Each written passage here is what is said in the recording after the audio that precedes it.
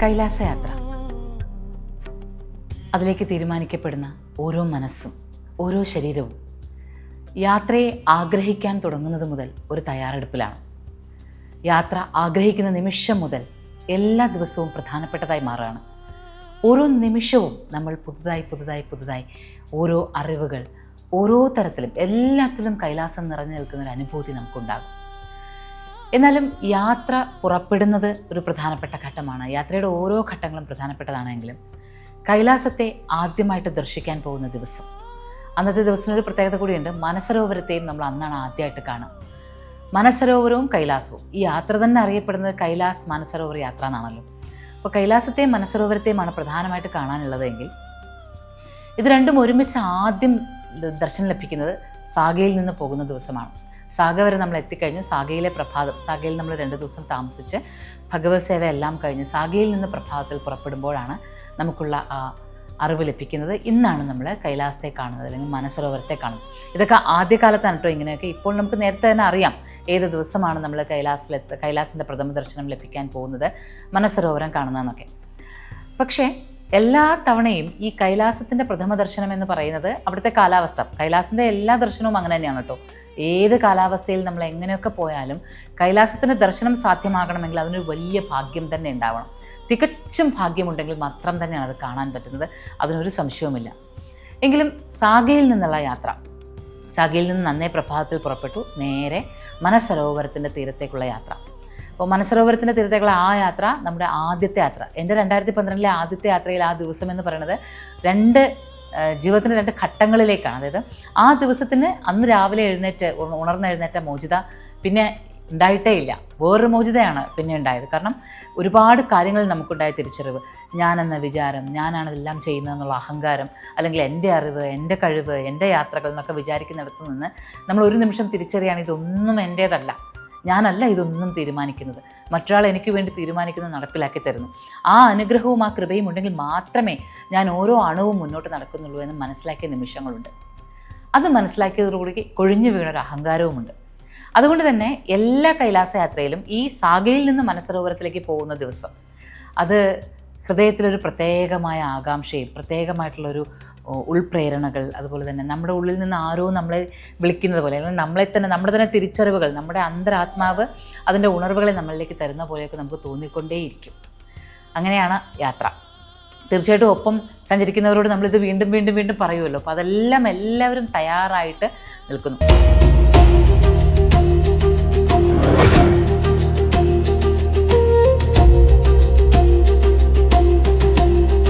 കാഠ്മണ്ഡുവിലെയും ധുലിക്കയിലെയും താമസം കഴിഞ്ഞ് പിന്നീട് ഇമിഗ്രേഷൻ ക്ലിയറൻസ് കിട്ടി ഞാലത്തേക്ക് വന്നല്ലോ.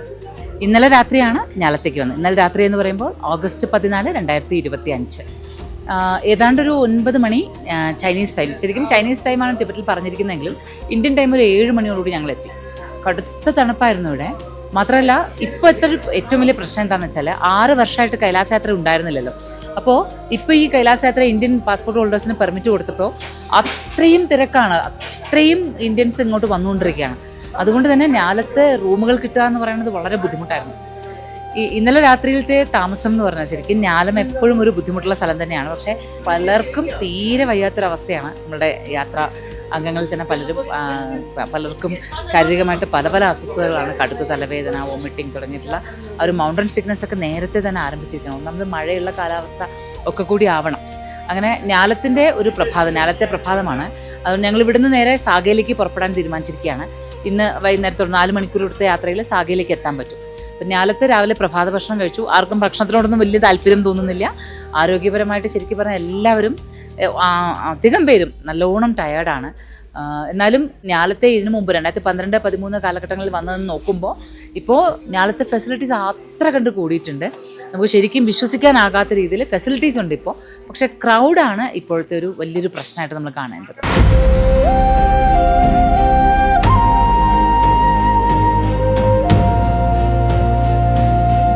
സമുദ്രനിരപ്പിൽ നിന്ന് 3750 അടി ഉയരത്തിലാണ് നമ്മളിപ്പോൾ ഉള്ളത്. ഞാലം ഒരു വലിയ ഭാഗ്യമുള്ളത്, ഇന്നലെ ഞങ്ങൾ കൊടാരിയിൽ നിന്ന് നേപ്പാളിൽ നിന്ന് പുറപ്പെടുമ്പോൾ ധുലിക്കയിലെ ദിവസങ്ങളിലുമൊക്കെ മഴ തന്നെയായിരുന്നു, തെളിഞ്ഞ കാലാവസ്ഥയായിരുന്നില്ല. വരുന്ന വഴി ആകെ തന്നെ മഴ നനഞ്ഞുകൊണ്ടാണ് കൊടാരിയിലെ ആ മലയൊക്കെ കയറിയത്. അപ്പോൾ ആ മഞ്ഞ് മൂടി നിൽക്കുന്നൊരവസ്ഥ, ഇന്നലെ രാത്രി ഇവിടെ വരുമ്പോഴൊക്കെ മഞ്ഞ് മൂടിയൊരവസ്ഥയും വല്ലാത്ത തണുപ്പുമായിരുന്നു. ഇന്നൊരു വലിയ സന്തോഷം തോന്നുന്നത് സൂര്യൻ തെളിഞ്ഞു നിൽക്കുന്നുണ്ട്. ഹിമാലയത്തിലെ കാലാവസ്ഥ ഒരിക്കലും നമുക്ക് പ്രവചിക്കാൻ പറ്റില്ല, എപ്പോൾ വേണമെങ്കിലും ഇത് മാറാം. എന്തായാലും ഞാലത്ത് നമ്മളിവിടെ എത്തി നിൽക്കുമ്പോൾ 12,000 അടി ഉയരത്തിൽ നമ്മൾ നിൽക്കുമ്പോൾ എല്ലാവരും ഈ ഒരു പർവ്വത മേഖലയിലേക്ക് എത്തിയതിൻ്റെ ഒരു പകപ്പിൽ തന്നെയാണ് ഉള്ളത്. എങ്കിലും പർവ്വതങ്ങളാൽ വലയം ചെയ്യപ്പെട്ട ഈ ഭൂമി ശരിക്കും നമുക്ക് കൈലാസയാത്രയ്ക്ക് പണ്ടുകാലം മുതലേ ഒരു ആമുഖമായിരുന്നു. പഴയ ഏത് പുസ്തകത്തിൽ നോക്കിയാലും നേപ്പാൾ വഴി പോകുന്നവരെല്ലാം ഞാലം സ്പർശിക്കാതെ പോകുമായിരുന്നില്ല. ഇവിടെ നിന്ന് നേപ്പാളിൽ നിന്ന് ടിബറ്റിലേക്കുള്ള ഒരു വ്യാപാര മാർഗം കൂടിയാണ് ഈ പറയുന്ന ഞാലം. അപ്പോൾ അതുകൊണ്ട് തന്നെ 2 കൾച്ചറുകളും ഒരുമിച്ച് ചേരുന്നുണ്ട് ഞാലത്ത്. പിന്നെ നമ്മൾ ഇവിടുന്ന് ഞാലത്തും സാഗയിലേക്ക് പോകുമ്പോൾ ടിബറ്റും ചൈനീസും മാത്രമായിട്ടുള്ള ഒരു അന്തരീക്ഷത്തിലേക്ക് മാറും. ഇവിടുത്തെ ഏറ്റവും വലിയ പ്രശ്നം ഭാഷയാണ്. ആർക്കും, ഇവിടുത്തെ ദേശവാസികൾക്കാർക്കും നമ്മൾ പറയുന്ന ഹിന്ദി ഒട്ടും മനസ്സിലാവില്ല എന്നുള്ളതാണ്.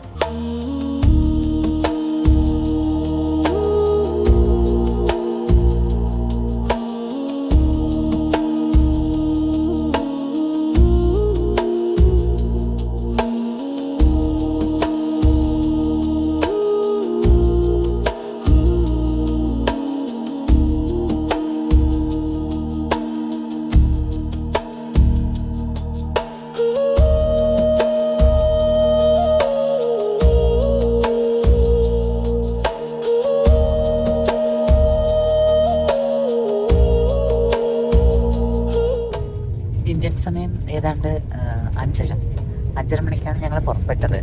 4 മണി 3:30 മണിയായപ്പോൾ തന്നെ റെഡിയായി. 4 മണി 4:30 ആയപ്പോൾ തന്നെ അത്യാവശ്യം കുറച്ച് പ്രഭാത ഭക്ഷണം കഴിച്ചിട്ട് 5:15 ആയപ്പോൾ പുറപ്പെട്ടു. ഇപ്പോൾ ഏതാണ്ട് 5:30 മണി, 5:40 ആയിട്ടുള്ള സമയം. 5:40 ഒരു കാലാവസ്ഥ നോക്കൂ. സൂര്യൻ ആദ്യം ഉദിക്കുന്ന പ്രദേശമാണല്ലോ ഇവിടെ. അതുകൊണ്ട് തന്നെ സൂര്യ തേജസ് നമുക്ക് കൂടുതൽ കാണാൻ പറ്റും. നമ്മുടെ നാട്ടിലിപ്പോൾ ഇരുട്ടിട്ടാണ് ഉണ്ടാവും, ഒരു 6:30 ആവില്ലേ വെളിച്ചം വരാൻ. ഇവിടുത്തെ സമയം 8:30 മണിയായി, 8:13 അപ്പോൾ ഇതാണ് കാണുന്ന കാഴ്ച.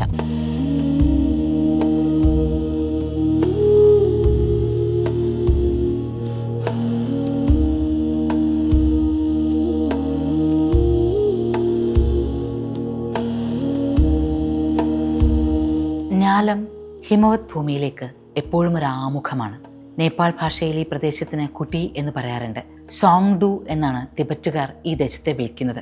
ദ ഗേറ്റ് ഓഫ് ഹെൽ, നരകത്തിലേക്കുള്ള വാതിൽ എന്നാണ് പണ്ടുകാലത്ത് ഇതിനെ വിശേഷിപ്പിച്ചിരുന്നത്. കാരണം ഞാലത്തിലൂടെയുള്ള യാത്ര അത്രയേറെ ബുദ്ധിമുട്ടായിരുന്നു പണ്ടുകാലത്ത്. ഇപ്പോഴും അതിന് വലിയ മാറ്റങ്ങൾ വന്നിട്ടില്ല എങ്കിലും മുമ്പത്തോളം ദുഷ്കരമല്ല എന്ന് മനസ്സിലാക്കാം. നേപ്പാളിൽ നിന്ന് തിബറ്റിലേക്ക് എത്തുക ഞാലം കഴിഞ്ഞാൽ മാത്രമേ സാധിക്കുള്ളൂ. അതുകൊണ്ടാണ് ഇങ്ങനൊരു പേര് അന്ന് കൊടുത്തിരുന്നത്.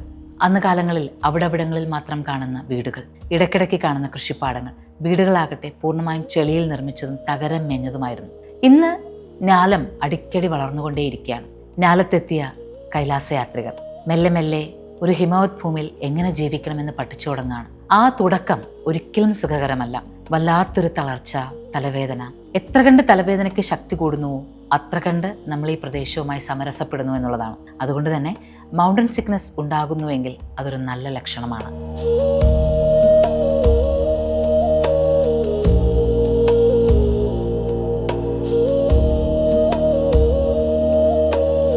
ഇപ്പോൾ സമുദ്രനിരപ്പിൽ നിന്ന് ഏതാണ്ട് 5500ഓളം അടി ഉയരത്തിലാണ് നമ്മൾ. അതാ അങ്ങ് കാണുന്നില്ലേ, ഒരു നീലരത്നം പോലെ. ആ മലനിരകൾക്ക് പറയുന്ന ഷിർഷ പാങ്മ എന്നാണ്.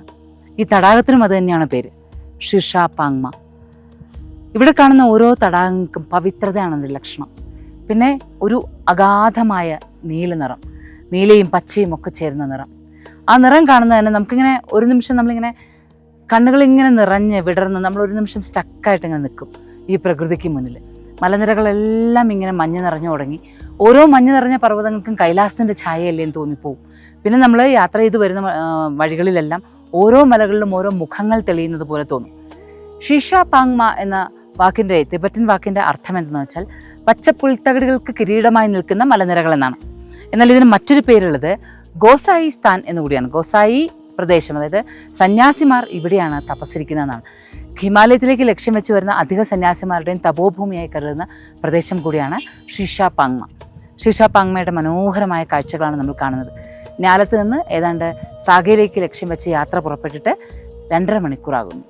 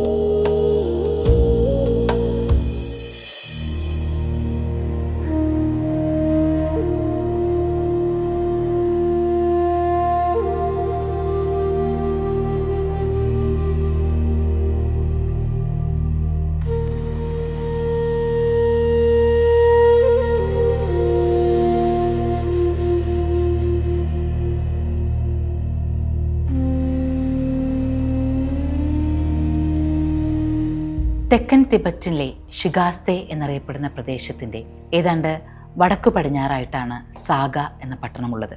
യാർലുൻ ഷാങ്കോ എന്ന പുഴയൊഴുകുന്ന ധാരാളം തടാകങ്ങളുള്ള 8ലേറെ മൊണാസ്ട്രികളുള്ള ഒരു പ്രദേശം. പണ്ട് കാലം മുതലേ, ആദ്യകാലം മുതലേ കൈലാസയാത്രയ്ക്ക് തയ്യാറെടുക്കുന്നവർക്ക് സാഗയാണ് ആദ്യം കാണുന്ന പട്ടണം. ബാക്കി എല്ലാ പ്രദേശങ്ങളും ഗ്രാമജീവിതങ്ങളുമായി ബന്ധപ്പെട്ടും മഡ് ഹൗസുകളും ഒക്കെ ആയിട്ടാണ് കാണുന്നതെങ്കിൽ സാഗയിൽ പണ്ട് കാലം മുതലേ ഒരു പട്ടണത്തിൻ്റെ സ്വഭാവം സൂചിപ്പിക്കുന്നുണ്ടായിരുന്നു.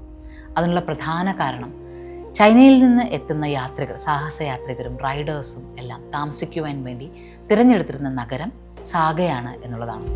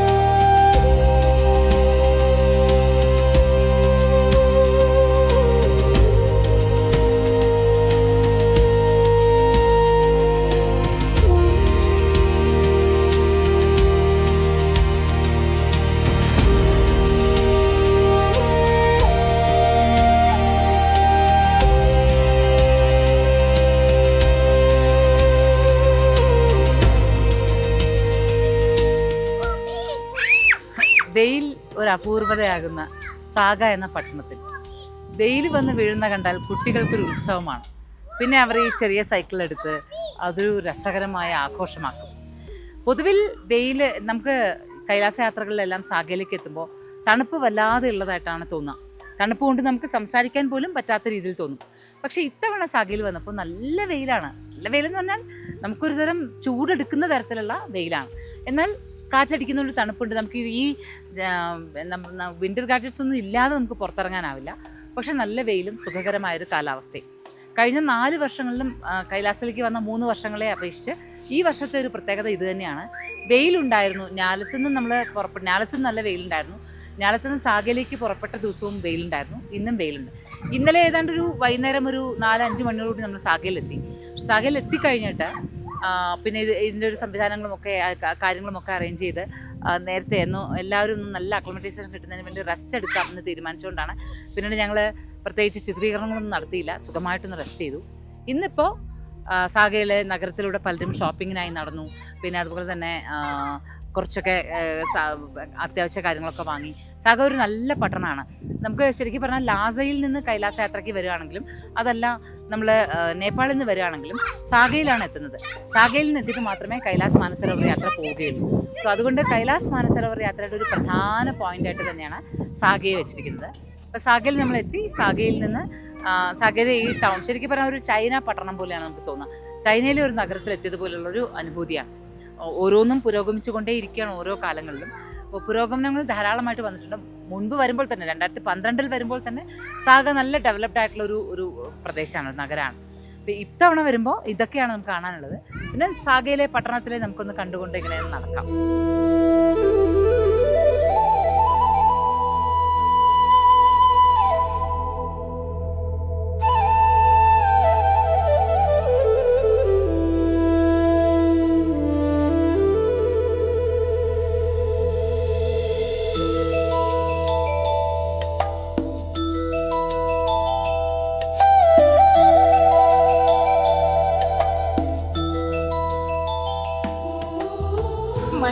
വാങ്ങാൻ നടക്കുക. അതെയാ, കേട്ടില്ല. ഇത് നമ്മുടെ കൂടെ യാത്ര ചെയ്യുന്ന സജിത ആണ്, സജിത സനൽകുമാർ. അതെ അതെ. അപ്പൊ ഒരു മങ്കി ക്യാപ്പ് വാങ്ങിക്കാൻ ഇറങ്ങിയാണ്. എന്നിട്ട് ചൈനക്കാരനെ കൂട്ടി പിടിച്ചിരിക്കുകയാണ്. പിടിച്ചു. ഞാൻ ലാംഗ്വേജ് മാറ്റി കൊടുത്തു. അവനിപ്പോ എനിക്ക് മങ്കി ക്യാപ്പ് തപ്പി നടക്കി. അതെയാ,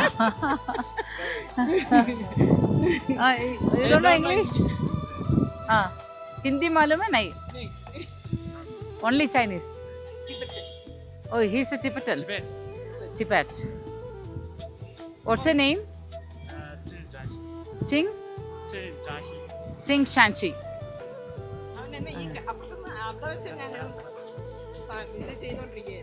എന്നിട്ട് ഞാൻ ലാംഗ്വേജ് മാറ്റി കൊടുത്ത് ഇവിടെ കൊണ്ടുവന്നില്ല. ഇവിടെ നമ്മൾ ഷോപ്പുകളിൽ പോയാലേ അവർക്ക് അധികം ഇംഗ്ലീഷും അറിയില്ല, മറ്റൊരു ഭാഷ അറിയില്ല.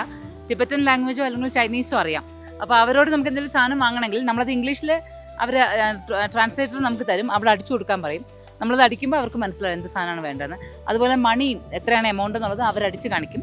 നമുക്കതിൽ നോക്കുമ്പോൾ നമ്മളുടെ രീതിക്ക് മനസ്സിലാവും. അങ്ങനെയാണ് ഇവിടെ ഉള്ള പിന്നെ എന്താണ് പറയുക, ഒരുവിധം ബിസിനസ്സുകളൊക്കെ നടക്കുന്നത്. അപ്പോൾ നടക്കട്ടെ നിങ്ങളുടെ മങ്കി ക്യാപ്പ് പർച്ചേസ്. ശരിക്കും ഇതൊരു ചൈന പട്ടണമായിട്ട് മാറിയെങ്കിലും യഥാർത്ഥത്തിൽ ഇതൊരു ടിബറ്റാണല്ലോ. ടിബറ്റിൻ്റെ ഏറ്റവും പ്രധാനപ്പെട്ട പ്രദേശങ്ങളാണിതല്ല, ടിബറ്റൻ മേഖലയാണ് മുഴുവനായിട്ടും. ഇന്നിപ്പോൾ നമുക്ക് ടിബറ്റിൻ്റെതായ ഒന്നും ഇവിടെ കാണാനില്ല എന്നുള്ളതൊരു സങ്കടം തന്നെയാണ്. ചൈനയുടെ പൂർണ്ണമായ അധീനതയിലായിക്കഴിഞ്ഞു. നാൾക്ക് നാൾ വർദ്ധിച്ചു വരികയാണ് ചൈനയുടെ സ്വാധീനം. പക്ഷെ ഒരു ആശ്വാസം ഉള്ളത്, ഞങ്ങൾ 2012-13 കാലഘട്ടങ്ങളിൽ വരുന്ന സമയത്ത് കണ്ടിരുന്നതിനേക്കാൾ കുറച്ചുകൂടി സ്വാതന്ത്ര്യം ടിബറ്റുകാർക്കുണ്ട്. അവർക്കിപ്പോൾ സ്വന്തമായ ഷോപ്പുകളുണ്ട്, വാഹനങ്ങളുണ്ട്, ജീവിത നിലവാരം കുറച്ചുകൂടി മെച്ചപ്പെട്ടതായിട്ട് കാണുന്നുണ്ട്. അതൊരു നല്ല ആശ്വാസം തരുന്ന കാര്യം തന്നെയാണ്.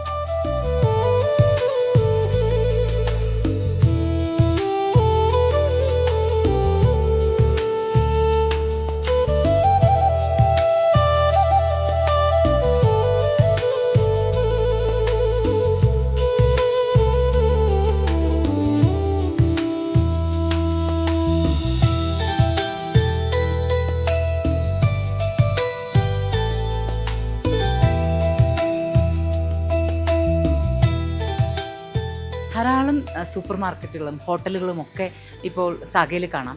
അതിൽ തന്നെ കൂടുതലും ആ തിബറ്റൻ ലാമമാരുടെ വസ്ത്രത്തിൻ്റെ നിറം ഉണ്ടല്ലോ, അതായത് കടുത്ത ചുവപ്പ് നിറം പിന്നെ മഞ്ഞ നിറവും, അതാണല്ലോ അവരുടെ ഒരു വസ്ത്രം.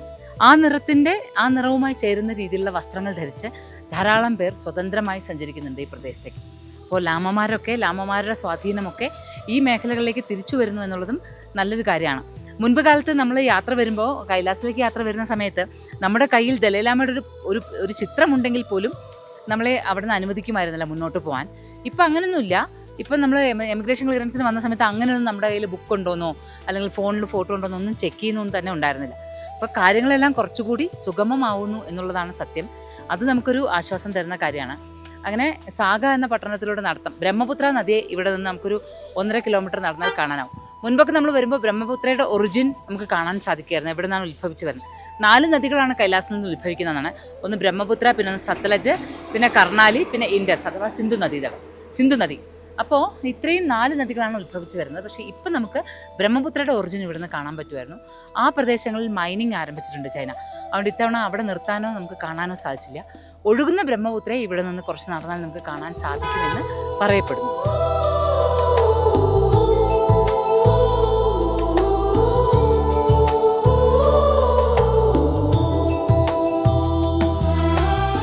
വെളുപ്പ്, നീല, പച്ച, പിന്നെ മഞ്ഞ, കടുത്ത ചുവപ്പ്, ഈ 5 നിറങ്ങളുടെ ഒരു കോമ്പിനേഷനാണ് തിബറ്റ് എന്ന് തോന്നുന്നു. തിബറ്റിലല്ല, ഈ സാഗയിൽ നമുക്ക് ഈ 5 നിറങ്ങളിൽ നമ്മൾ 2 നിറങ്ങൾ പറഞ്ഞത്, മഞ്ഞ, ചുവപ്പ് എന്ന് പറഞ്ഞത് ലാമമാരുടെ അല്ലെങ്കിൽ അവരുടെ പ്രാർത്ഥനാ വസ്ത്രങ്ങളാണ്.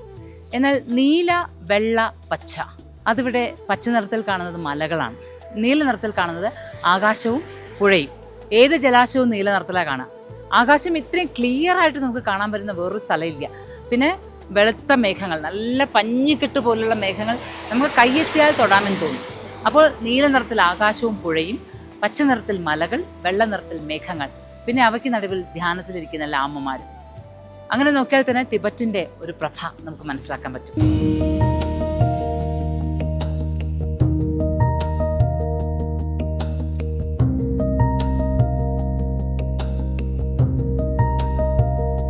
ബ്രഹ്മപുത്രയുടെ ഒഴുക്ക് കാണാനാകുന്ന ഒരു പ്രദേശത്ത് നിൽക്കുകയാണ്.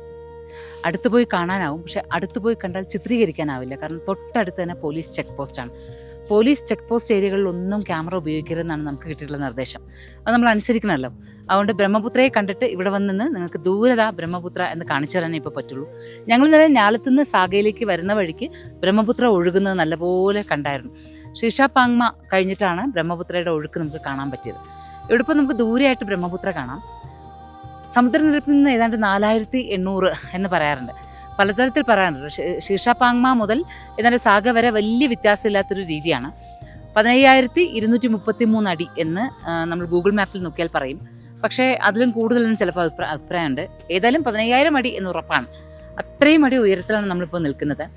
ഇവിടെ സന്യാസിമാർ, ലാമമാർ, പഴയ കാലത്തെ ലാമ സമ്പ്രദായത്തിൽ ബോൺ മതമുണ്ടല്ലോ, ലാമ എന്ന് പറഞ്ഞാൽ ഇന്ന് നമ്മൾ കാണുന്ന തിബറ്റൻ വിശ്വാസങ്ങളുടെ പ്രാകൃതമായൊരു ഭാവമുണ്ട്.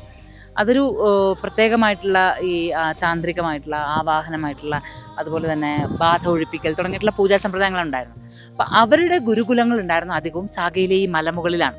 ഈ മലമുകളിൽ ഗുരുക്കന്മാർ താമസിക്കുകയും ശിഷ്യന്മാർ അവരെ തേടി അവിടേക്ക് വരികയും ശിഷ്യന്മാർ ഗുരുക്കന്മാർ എന്ത് പറയുന്നുവോ, എന്ത് തന്നെ പറഞ്ഞാലും അതുപോലെ അനുസരിക്കേണ്ടതായിട്ടുള്ളൊരു കാലവുമൊക്കെ ഉണ്ടായിരുന്നു. അങ്ങനെയുള്ള ഈ മലനിരകളിലെല്ലാം അത്തരം ഗുരുക്കന്മാരുടെ വാസസ്ഥാനമുണ്ട് എന്നും അവരുടെ പ്രാർത്ഥനാലയങ്ങൾ ഇന്നും അവിടെ ഉണ്ട് എന്നുമാണ് കരുതപ്പെടുന്നത്. കയറി പോവുക എളുപ്പമല്ല. പക്ഷേ അതുകൊണ്ട് തന്നെ സാഗയെ ഒരു ധ്യാനഭൂമിയായിട്ട് അല്ലെങ്കിൽ ഗുരുകുല ഭൂമിയായിട്ട് കൂടി കരുതാറുണ്ട്. ഈ സാഗയിൽ നമുക്ക് ബ്രഹ്മപുത്രയെ കാണാനാകുന്നു എന്ന് പറയുമ്പോൾ, ബ്രഹ്മപുത്ര ഇവിടെ നിന്ന് നേരെ കാമാഖ്യയിലാണ് നമുക്ക് ബ്രഹ്മപുത്രയെ നന്നായി കാണാനാകുന്നത് അല്ലേ. പുരുഷനാമത്തിലുള്ള ഏക നദി, ബ്രഹ്മാവിൻ്റെ മനസ്സിൽ ഉത്ഭവിച്ച, ബ്രഹ്മാവിൻ്റെ പുത്രൻ എന്ന് വിശേഷിപ്പിക്കുന്ന ബ്രഹ്മപുത്ര. ബ്രഹ്മാവിൻ്റെ മനസ്സിൽ ഉത്ഭവിച്ച മനസരോവരം നിൽക്കുന്നതിന് തൊട്ടരികിലൂടെ ബ്രഹ്മപുത്ര ഒഴുകി പോകുമ്പോൾ ഇനി നമുക്ക് ഇവിടെ നിന്ന് അടുത്ത പോയിന്റ് എന്ന് പറയുന്നത് മനസരോവരമാണ്. ഇനിയുള്ള യാത്ര, നാളെ രാവിലെ ഞങ്ങൾ നേരത്തെ പുറപ്പെടണം എന്നാണ് പറഞ്ഞത്. അപ്പോൾ ഇനിയുള്ള യാത്ര ശരിക്കും മനസരോവരത്തെയും കൈലാസത്തെയും കാണാനുള്ളതാണ്. എന്താണ് ഭഗവാൻ തീരുമാനിച്ചിരിക്കുന്നതെന്ന് അറിയില്ല. എങ്ങനെയാണ് മനസരോവരത്തെ കാണുന്നത്, എങ്ങനെയാണ് കൈലാസ ദർശനം, ഒന്നും അറിയില്ല. ഒക്കെയും ഭഗവാന് വിട്ടുകൊടുത്ത് മനസ്സ് സ്വസ്ഥമാക്കി അങ്ങനെ പോവാണ്. ഭഗവാന്റെ പദ്ധതികൾ അനുസരിച്ച് എന്താണെന്ന് വെച്ചാൽ സംഭവിക്കട്ടെ. സാഗ എന്ന പട്ടണം നൽകുന്ന ഊർജ്ജത്തെ നമുക്ക് ഇങ്ങനെ സ്വീകരിക്കാം. സാധാരണയിൽ വ്യത്യസ്തമായ കാലാവസ്ഥ തന്നെ ഒരു ചൂടും വെയിലും ഒക്കെ ആയതുകൊണ്ട് ഒരു സമാധാനമുണ്ട്. ഇപ്പോൾ ഇനി വരും ദിവസങ്ങളിൽ മഴ പെയ്യുമോ എന്നറിയില്ല, വെയിൽ വരുമോ എന്നറിയില്ല. നേരത്തെ പറഞ്ഞല്ലോ, ഭഗവത് പദ്ധതിക്ക് വിട്ടുകൊടുക്കാം. ഏതായാലും ഇപ്പോൾ ഞങ്ങൾക്ക് സമയം ഏതാണ്ട് 7:30 മണിയായി. നോക്കുക, സൂര്യനെ നോക്കുക, രാത്രി 7:30 മണിയാണ് ഇപ്പോഴത്തെ സമയം. ശരിക്കും ഇന്ത്യൻ ടൈം തന്നെയാണ് ടിബറ്റിലുള്ളതെന്ന് തോന്നുന്നു. ഇന്ത്യയിലെ ഒരു 6:30 മണിയാകുമ്പോഴാണ് ഇവിടെ സൂര്യൻ യഥാർത്ഥത്തിൽ അസ്തമിക്കുന്നത്. സൂര്യൻ ഉദിക്കുന്നതും ഏകദേശം അതേ സമയത്ത് തന്നെ. പക്ഷേ ചൈന ഓക്കുപ്പൈഡ് ടിബറ്റ് ആയതുകൊണ്ട് ചൈന സമയമാണ് ഇപ്പോൾ ഇവിടെ പിന്തുടർന്ന് വരുന്നത്. അതുകൊണ്ട് ഇപ്പോൾ രാത്രി 7:30 മണിയായി, സൂര്യൻ അസ്തമിച്ചിട്ടില്ല. ഇവിടുത്തെ 8 മണിയോടുകൂടി നമുക്കൊരു ഭഗവതി സേവ ഉണ്ടെന്ന്. അപ്പോൾ അതിനായി ഞങ്ങൾക്ക് എത്തേണ്ടത് കൊണ്ട് ഞങ്ങൾ തിരികെ നടക്കുകയാണ് ഇനി.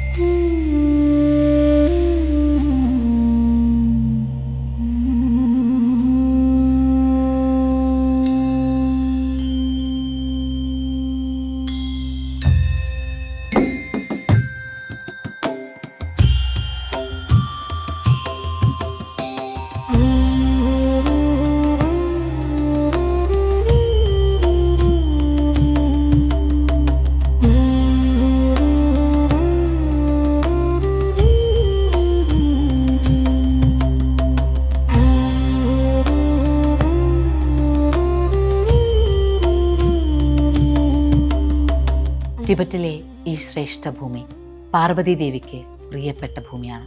പർവ്വതപുത്രിയായ പാർവതി ടിബറ്റിൻ്റെ മകളാണ് എന്ന് ടിബറ്റ് ദേശക്കാർ പാർവതി ദേവിയുടെ ബന്ധുക്കളാണ് എന്ന് വിശ്വസിക്കുന്നത് കൊണ്ട് സാഗയിലെത്തുമ്പോൾ പാർവതിയെ, ഭഗവതിയെ സ്മരിക്കുക, പ്രാർത്ഥിക്കുക. അത് നമ്മുടെ കൈലാസയാത്രയുടെ ഒരു ഭാഗം തന്നെയാണ്. സന്ധ്യാനേരത്തെ ഭഗവതി സേവ. ഈ ഭഗവതി സേവയിലൂടെ ഭഗവതിയെ, ഭഗവതിയുടെ അനുഗ്രഹങ്ങളെ, ചൈതന്യങ്ങളെ നമ്മൾ ക്ഷണിക്കുകയാണ്. പാർവതിയായും ദുർഗയായും കാളിയായും ഭഗവതിയെ നമുക്ക് കാണാം. ദുർഗയാണ് നമ്മളിൽ ആത്മശക്തിയാകുന്നത് എങ്കിൽ കൈലാസയാത്രയ്ക്ക് നമ്മുടെ നല്ല കാലങ്ങളെ ആളുന്നത് കാളിയാണ്. ടിബറ്റ് നമുക്കൊരു ബന്ധുവിനെ പോലെ ആകണമെങ്കിൽ, നമ്മളെ സ്നേഹഭാവത്തോടു കൂടി സ്വീകരിക്കണമെങ്കിൽ, ടിബറ്റിൻ്റെ കാലാവസ്ഥയുമായി നമ്മൾ സമരസപ്പെടണമെങ്കിൽ പാർവതീദേവി പ്രസീത ഭാവത്തിലാകണം. അതുകൊണ്ടാണ് ഭഗവതി സേവയ്ക്കായി ഈ ഭൂമി തന്നെ തിരഞ്ഞെടുക്കുന്നത്. ശ്രീചക്രപത്മം വരച്ച് അതിൽ 5 നിറങ്ങളും ചേർത്ത്, 5 നിറങ്ങളും പഞ്ചഭൂതങ്ങളാണ് എന്ന് മനസ്സിലാക്കിക്കൊണ്ട് അഗ്നിയും വായുവും ജലവും ആകാശവും ഒത്തുചേരുന്ന ശ്രീചക്ര സ്വരൂപത്തിൽ തന്നെ മധ്യത്തിലായി പുഷ്പങ്ങൾ അർപ്പിച്ച് വിളക്ക് തെളിയിച്ച് ഭഗവതിയുടെ സാന്നിധ്യത്തെ ക്ഷണിച്ചു വരുത്തുന്നു. ആ കോലത്തിൽ ഭഗവതി കുടികൊള്ളുമ്പോൾ ഇരുവശത്തും തെളിയിച്ചു വെച്ച ദീപങ്ങളിലായി ഗണപതിയും ഗുരുവും കടാക്ഷമേകുന്നു.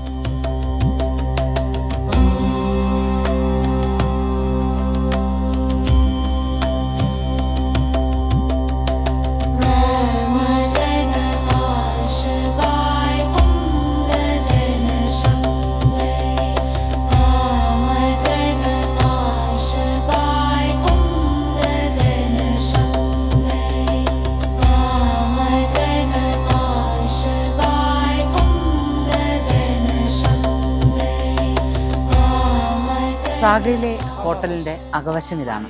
ഞങ്ങളുടെ ഡൈനിങ് ഏരിയ. അവിടെ 2 പേർ കാവലറായി നിൽക്കുന്ന ഈ 2 ആളാണ്. ഒരാൾ മുഖം കാണിച്ചിട്ടില്ല, ഒരാൾ മുഖം കാണിച്ചിട്ടുണ്ട്, പക്ഷെ പൂ പിടിച്ചിട്ടുണ്ട്. ഒരു തിബറ്റൻ നാടോടി നൃത്തത്തിൻ്റെ രൂപമാണെന്ന് തോന്നുന്നു. ഹോട്ടലിൻ്റെ പേര് ചോദിക്കരുത്, കുറേ ചിത്രങ്ങൾ വരച്ചു വെച്ചിട്ടുണ്ട്. അതിൻ്റെ പേരെന്താണെന്ന് വെച്ചാൽ അവർ പറയുന്നത് നമുക്ക് മനസ്സിലാവുന്നില്ല, ഒന്നും മനസ്സിലാവുന്നില്ല. പക്ഷെ അകത്തളമാകെ ടിബറ്റൻ കൾച്ചർ നിറഞ്ഞു നിൽക്കുകയാണ്. ടിബറ്റൻ ആ ഒരു ഗോൾഡൻ താങ്ക പെയിൻറ്റിങ്സ് ഉണ്ടല്ലോ, അതുപോലെയുള്ള പെയിൻറ്റിങ്ങുകളെല്ലാമാണ് എല്ലാ ചുവരിലും. പിന്നെ ആ വ്യാളി രൂപങ്ങൾ, മുഖങ്ങൾ. അതുപോലെ ഇവിടെ നോക്കിയാൽ ഡൈനിങ് ഏരിയ, കഴിക്കാനായിട്ട് തയ്യാറാക്കിയിരിക്കുന്ന ഏരിയ ഒരു അസൽ ഏരിയ ആണ്. നന്നായിട്ട് നല്ലൊരു ട്രഡീഷണൽ ഏരിയ ആണ്. ഇതാണ് സാഗയിലെ ഹോട്ടലിൻ്റെ അകവശം. ഇവിടെ ഞങ്ങൾക്ക് ഫുഡ് തയ്യാറാക്കി തരുന്ന ടീമാണ് ഈ നിൽക്കുന്നത്, ഷെഫും ടീമും ഒക്കെയാണ്. അവർക്ക് ഉണ്ടാക്കാൻ അറിയുന്ന ഫുഡ് ഇതൊക്കെയാണ്. റൈസ്, പിന്നെ ഇതുപോലെയുള്ള സബ്ജി, റോട്ടി ഒക്കെ. നമ്മളുടെയൊക്കെ കാര്യം അറിയാമല്ലോ, നമുക്ക് യാത്ര ചെയ്ത് വരുമ്പോഴേക്കും ആകെ ഒരു പ്രശ്നമാവുമല്ലോ. നമുക്ക് ഭക്ഷണം കഴിക്കുന്നതിനൊരു ബുദ്ധിമുട്ട്, ഈ ആഹാരം കഴിക്കുന്നതിനൊരു ബുദ്ധിമുട്ട്, പിന്നെ നോസിയ ഒക്കെ ഉണ്ടായിരുന്നു. അതുകൊണ്ട് ഞങ്ങൾ നാട്ടിൽ നിന്നേ കുറച്ച് എല്ലാവരും പൊടിയരി, ഓരോരുത്തരും ഓരോ കിലോ പൊടിയരി വീതം വാങ്ങിക്കൊണ്ട് വന്നിരുന്നു. കഞ്ഞി ഉണ്ടാക്കാൻ അവർക്ക് അറിയില്ലായിരുന്നു, പക്ഷേ ഇപ്പം നന്നായിട്ട് കറക്റ്റായിട്ട് കഞ്ഞി ഉണ്ടാക്കുന്നുണ്ട്. കഞ്ഞിയുടെ കൂടെ വേപ്പിലക്കട്ടി, വേപ്പിലക്കട്ടി ഒരു പാക്കറ്റ്, പുളിയിഞ്ചി, നാരങ്ങ അച്ചാർ, നാർത്തുങ്ക തുടങ്ങിയിട്ടുള്ള എല്ലാം പലരും കൊണ്ടുവന്നിട്ടുണ്ടായിരുന്നു. അപ്പോൾ അതൊക്കെ വെച്ചിട്ട് ഇപ്പോൾ കഞ്ഞി കുടിക്കാൻ തുടങ്ങിയ ശേഷം ഒരു ആശ്വാസമുണ്ട്. ആ നോസയ്ക്ക് വലിയ വ്യത്യാസമുണ്ട്. ഇതാണ് ഞങ്ങളുടെ ഷെഫ്. अब तो आप कंजी कैसे बनाने बिल्कुल आपको पता चला है ना? पता चला। हाँ, बहुत अच्छा है। आज का कंजी तो बहुत अच्छा था। हाँ, कैसा है कंजी बना के आपको कैसा लग रही है? बहुत गाढ़ा भी नहीं है ना, हाँ, मीठी भी नहीं है, जो अच्छा लग रहा है। हाँ, जो पानी ज्यादा पर सीटी मारा है आपको काम कम हो गया ना? काम हो गया। ഇപ്പം ഞങ്ങൾ 3 നേരം കഞ്ഞി മതി എന്ന് പറഞ്ഞിരിക്കുകയാണ്. അദ്ദേഹത്തിന് ജോലി എളുപ്പമായി. അതാണ് ഇപ്പോഴത്തെ സംഭവം. ഒരു ശരിക്കും ഒരു തിബറ്റൻ സെറ്റിൽമെൻറ്റിൽ താമസിക്കുന്ന അതേ അനുഭവം നൽകുന്ന ഒരു ഹോട്ടൽ. റൂമുകളൊക്കെ അത്യാവശ്യം നല്ല വൃത്തിയുള്ളതും. ഏറ്റവും വലിയൊരു അനുഗ്രഹം എന്താണെന്നറിയോ, ഇത്തവണ ഞാലത്താണെങ്കിലും സാഗയിലാണെങ്കിലും ഹോട്ടൽ റൂമിനോടൊപ്പം ടോയ്ലറ്റ് ഉണ്ടായിരുന്നു. മുൻപൊക്കെ വരുമ്പോൾ അതായിരുന്നല്ലോ ഏറ്റവും വലിയ ബുദ്ധിമുട്ട്. ടോയ്ലറ്റ് ഉണ്ടാവില്ല. ടോയ്ലറ്റ് നമ്മൾ പുറത്തെവിടെയെങ്കിലും ഇറങ്ങിപ്പോകണം. തണുപ്പ് സമയത്താകുമ്പോൾ നമുക്ക് അങ്ങനെ പോകാനും സാധിക്കില്ലല്ലോ. ഇപ്പോൾ എന്തായാലും നല്ല വൃത്തിയുള്ള റൂമുകൾ, മിക്കവാറും റൂമുകളിലെല്ലാം ബെഡിനോടൊപ്പം ഹീറ്റർ കണക്ട് ചെയ്തിട്ടുണ്ട്. പിന്നെ ടോയ്ലറ്റ്സും വൃത്തിയുള്ള ടോയ്ലറ്റുകളുണ്ട്. അതൊക്കെ ഒരു പുരോഗമനത്തിൻ്റെ ഭാഗമായി സംഭവിക്കുന്നു. തിബറ്റ് മാറിക്കൊണ്ടേയിരിക്കുകയാണ്. തിബറ്റിൽ ഒരുപാട് പുരോഗമനങ്ങൾ സംഭവിച്ചുകൊണ്ടേയിരിക്കുന്നതും നമുക്ക് ഇവിടെ വന്നാൽ ഈ ഒരു ഹോട്ടലൊക്കെ കാണുമ്പോൾ അങ്ങനെ തന്നെയാണ് അത് മനസ്സിലാക്കാനാവുന്നത്. ये राइस तो हमारा इधर का ऑर्गेनिक राइस है। वो जो मानसरोवर में भी लंच को और ब्रेकफास्ट को भी कंजी दे दो, कोई प्रॉब्लम नहीं। ब्रेकफास्ट, लंच, डिनर डिनर में मिलेगा भैया। हाँ हाँ कंजी कंजी कंजी कंजी कंजी कंजी कन्नी बोलते हैं, कन्नी कन्नी कन्नी कन्नी नी कन्नी कन्नी हाँ कन्नी बोलिए।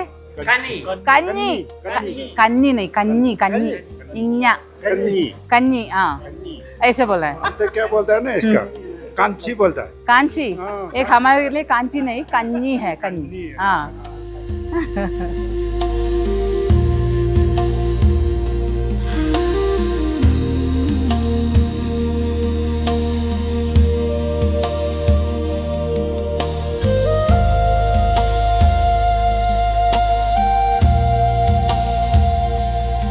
ശരിക്കും ഞാലം കഴിഞ്ഞ് ഞാലം എത്തുമ്പോഴാണ്, ഇത്തവണത്തെ യാത്രയിൽ ഞാലം എത്തിയപ്പോഴായിരുന്നു എല്ലാവരും വല്ലാതെ തളർന്നൊരവസ്ഥയിലുണ്ടായിരുന്നു. തളർന്നിട്ട് ശരിക്കും പറഞ്ഞാൽ പലർക്കും ഒന്ന് തല ഇരിക്കാൻ പോലും പറ്റാത്ത അവസ്ഥയായിരുന്നു. സാഗയിൽ എത്തിക്കഴിഞ്ഞ് സാഗയിലെ ഒരു ദിവസത്തെ താമസം, അത് കഴിഞ്ഞ് അടുത്ത ദിവസമായപ്പോഴേക്കും മെല്ലെ മെല്ലെ എല്ലാവരും ആ ഒരു പഴയ ഉഷാറിലേക്കൊക്കെ എത്തി തുടങ്ങി. പക്ഷേ സാഗയിൽ നിന്ന് മാനസരോവരത്തിലേക്കുള്ള യാത്ര എത്തിയപ്പോൾ എല്ലാവരും നല്ല ഉഷാറായി. കാരണം വെച്ചാൽ മാനസരോവരത്തെ കാണാൻ പോവുകയാണ്. അവരുടെയൊക്കെ ജന്മാഭിലാഷം, ജന്മജന്മാന്തരങ്ങളുടെ അഭിലാഷം സാധ്യമാകാൻ പോവുകയാണ് എന്നുള്ള ഉത്തമ ബോധ്യത്തോടു കൂടിയിട്ടാണ് യാത്ര. ഈ വഴികൾ ഇങ്ങനെ നീണ്ടു നിൽക്കുന്നത്, അതുപോലെ തന്നെ ഹിമാലയത്തിൻ്റെ സ്വഭാവം മാറുന്നത്, ആദ്യം നമ്മൾ കണ്ടതിൽ നിന്ന് ടിബറ്റിൽ, നേപ്പാളിലെ കാഴ്ചകളിൽ നിന്ന് വ്യത്യസ്തമാണ് തിബറ്റിലേക്ക് പ്രവേശിക്കുമ്പോൾ, ഞാലത്ത് നിന്ന് വ്യത്യസ്തമാണ് സാഗയിലേക്ക് എത്തുമ്പോൾ. സാഗയിൽ നിന്ന് മുന്നോട്ട് പോകുന്തോറും നമുക്ക് കൂടുതൽ മഞ്ഞിനാൽ ആവരണം ചെയ്യപ്പെട്ട പ്രദേശങ്ങൾ, മഞ്ഞ് മൂടി നിൽക്കുന്ന പ്രദേശങ്ങൾ. ടിബറ്റൻ ഗ്രാമീണ ജീവിതം എന്ന് പറയുന്നതോടൊപ്പം തന്നെ മറ്റൊന്ന് പറയണം, ടിബറ്റൻ ഗ്രാമീണ ജീവിതവുമുണ്ട്, ഒരു ഗൂഢമായ പൂജകളുടെയും സങ്കല്പങ്ങളുടെയും ഒക്കെ മറ്റൊരു ജീവിതവുമുണ്ട്. ഇതിലെല്ലാം ഒരുപാട് സങ്കല്പങ്ങൾ, പ്രതീകങ്ങളൊക്കെ ഇറങ്ങി വരുന്നുണ്ട്. അത്തരം പ്രതീകങ്ങളെ കണ്ടുകൊണ്ട്, ഗ്രാമജീവിതങ്ങളെ കണ്ടുകൊണ്ട്, കൂടുതലും ഒഴിഞ്ഞു കിടക്കുന്ന ഭൂപ്രദേശങ്ങളെ കണ്ടുകൊണ്ടായിരുന്നു സാഗയിൽ നിന്ന് മനസ്സരോവരത്തിലേക്കുള്ള യാത്ര.